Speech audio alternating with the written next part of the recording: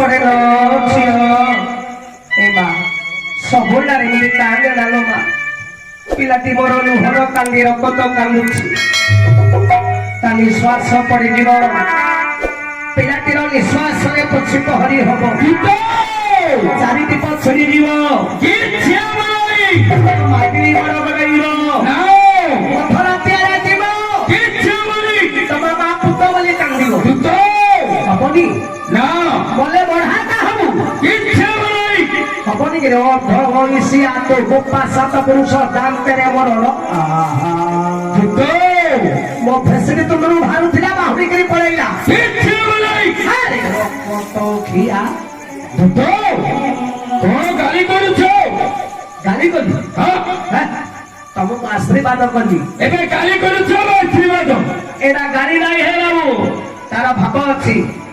କଣ ଭାବ? ଶୁଣ আরে বড় বিয়া কিরে রক্ত খিয়া রই ঝড়া পুয়া মোড়ে থিয়া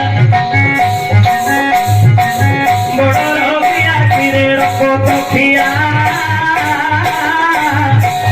রই ঝড়া পুয়া মোড়ে থিয়া তোমারে লিয়া ভাবুক সঙ্গে এটা গাড়ি বলি আজ্ঞা ଗାଳି କଲ ହସିବ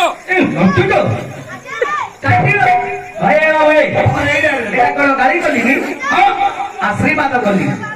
ଆଶୀର୍ବାଦ ଆଉ ଆମର ମା ମାସ ମାନେ କହୁଛନ୍ତି ବଡ ଗିଆ ରକ୍ତ ଖିଆ ରହିଗଲା ତ ଦାନ୍ତରେ ମୋର ରକ୍ତ ଆଚ୍ଛା ଆଚ୍ଛା ଗୋଟା ଗାଡି ନାହିଁ ଆଜ୍ଞା ତାର ଭାବ ଅଛି କଣ ଭାବ? ଆମର ମା ମାସ ମାନେ କହୁଛନ୍ତି ବଡ ଗିଆ କଣ ପାଇଁ କହୁଛନ୍ତି କଣ ପାଇଁ? ଆମେ ଯେତେବେଳେ ମା ଗର୍ଭରେ ଥିଲେ କେମିତି ଥିଲେ ଜାଣିଛ ଆଜ୍ଞା ବଡରୋଗିଆ ଲୋକର ହାତ ଗୋଡ ଦେଖିଥିବ ଦେଖିଛି ସେମିତି ମୁଦାମୁଦି ହେଇକିରି ବଡରୋଗିଆ ଅବସ୍ଥାରେ ଥିଲେ ତେଣୁକରି ମା ସେମାନେ କହୁଛନ୍ତି ବଡରୋଗିଆ ଆଜ୍ଞା ତମେ ରଜା ଘର ପିଲା ବୋଲି ବୀର ପିଲା କ୍ଷତ୍ରିୟ ପିଲା ବୋଲି ବୀର ବୀର ଅର୍ଜୁନ ତମ ମା ଗର୍ଭରେ କଣ ତମେ ଏମିତି ଥିଲ ଏ ମାମୁ ଆଜ୍ଞା ମୁଁ ଆଲୁ କଥା କହୁଛି ରେ ମାନେ ଆଜ୍ଞା ରଜା ପିଲା ବୀର ପିଲା ବୋଲି ତାଙ୍କ ମା ପିଲା ଯଦି ଏମିତି ଥିଲା ବୋଲେ ଆ ମାର କେଡ ଏ ପୁଅ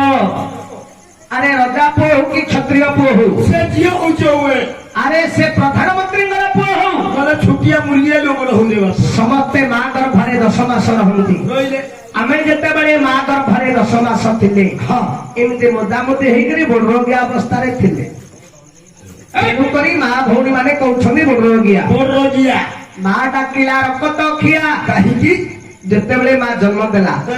ନାହିଁ କାଟିବା ସମୟରେ ଆମର ଜାଣିବା ମା ମାନେ କଣ କରିବେ କଣ ଟିକେ ରକ୍ତ ନେଇକରି ପିଲାର ଜିଭରେ ଛଟେଇ ଦେବେ କାହିଁକି?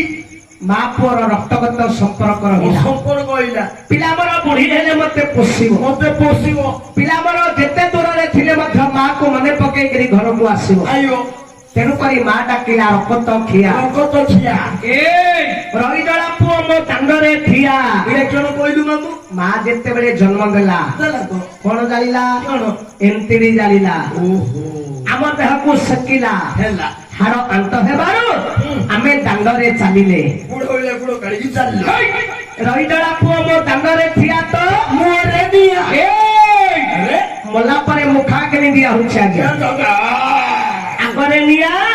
ଶେଷରେ ନିଆ ଏ ଦୁନିଆ ଦୁଇ ନିଆ ଗାଳି କଲେ କି ଆଜ୍ଞା? ତମକୁ ଭାବରେ କହିବି ଏଟା ଗାଳି ନାହିଁ ପେଟା ପଡୁ ଏଟା ଗାଳି ନାହିଁ ବସ